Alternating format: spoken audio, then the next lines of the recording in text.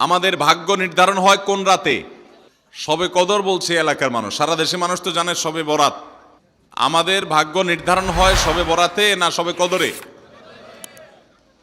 মাশাআল্লাহ, এলাকার মানুষটা সঠিকরা জানেন, বোঝা গেল।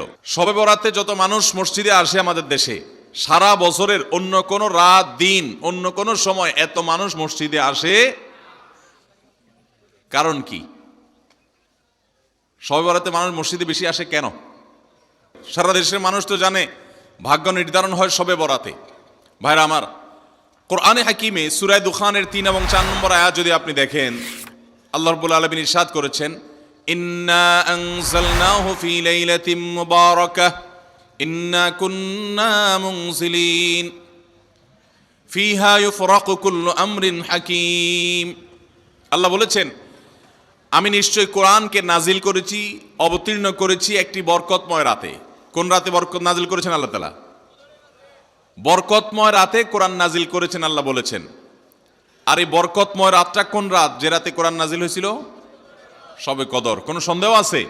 কারণ কোরআনের আরেক আয়াত বলছে, ইন্না আনজালনাহু ফি লাইলাতিল কদর, আমি কোরআনকে নাজিল করেছি যে রাতে, সেটা হলো লাইলাতুল কদরে। তাহলে লাইলাতুল কদরে আল্লাহ কোরআন নাজিল করেছেন, আর সূরা দুখানে বলেছেন আমি একটি বরকতময় রাতে কোরআন নাজিল করেছি। তাহলে এখানে বরকতময় রাত বলতে যে লাইলাতুল কদরকে বোঝানো হয়েছে, সেটা দিনের আলোর মতো পরিষ্কার, ঠিক না বলেন?